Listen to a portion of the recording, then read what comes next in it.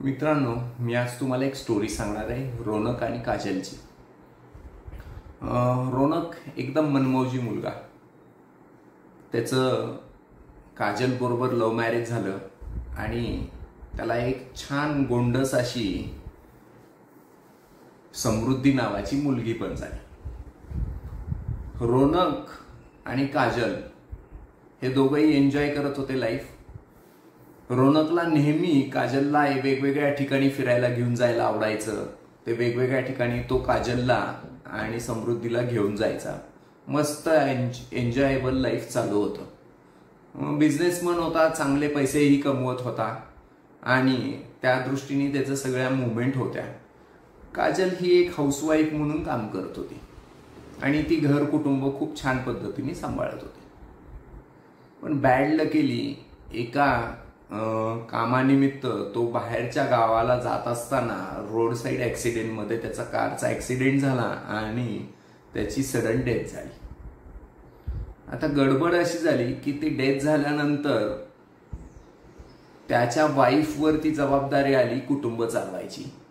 पण practically speaking ती housewife असल्यामुळं फारसं काही काम करू शकत नव्हती। त्यामुळं तिला एका ठिकाणी 30,000ची छोटीशी नोकरी जॉईन करावी लागली। पण कंडिशन अशी होती की जी समृद्धी नावाची त्याची मुलगी होती तिला त्यांनी 1,00,000 रुपये जिथं फी आहे वर्षाची अशा स्कूलमध्ये टाकलं होतं। पण आता त्याच्या डेथ नंतर त्यांनी त्याची तरतूद आर्थिक काहीच करून ठेवलेली नसल्या कारणाने समृद्धीला त्या शाळेतनं बाहेर काढावं लागलं आणि छोट्याशा नॉर्मल स्कूलमध्ये टाकावं लागलं। मित्रांनो, ही स्टोरी आहे। या स्टोरीमध्ये काय चुकलं तर या स्टोरीमध्ये हे चुकलं की काजलनी रौनकला कधीच विचारलं नाही की आपल्या फायनान्शियल ॲसेट बद्दल किंवा फायनान्शियल प्लॅनिंग बद्दल तुम्ही काय तरतूद करून ठेवली, किंवा तिने स्वतःला कधीच हाऊसवाईफच्या पुढं अशी इन केस इमर्जन्सी आली तर त्याच्यासाठी प्रिपेअर करून ठेवलं नाही। या ठिकाणी जर तिने हेच विचारून ठेवलं असतं तर याला कदाचित चित्र वेगळं असलं असतं।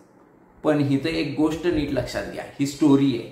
स्टोरीमध्ये आपण रिवाइंड करून हीच गोष्ट काजलला सांगू शकतो की काजलनी असं विचारलं होतं आणि त्यामुळे ती तरतूद त्यांनी करून ठेवली होती। त्याचा टर्म इन्शुरन्स होता, त्यांनी त्यासाठी पैशाची काही तरतूद करून ठेवली होती की पुढची 10 वर्ष त्याच्या मुलीच्या शिक्षणाला लागणारे पैसे लागणारे नियोजन त्यांनी करून ठेवलंय। बायकोची काजलची रिटायरमेंटची नियोजन करून ठेवलंय। हे सगळ्या गोष्टी जर त्यांनी करून ठेवल्या असत्या, कारण हे काजलनी त्याला विचारलंय म्हणून त्यांनी करून ठेवलं असतं तर सिस्टीम वेगळी होती।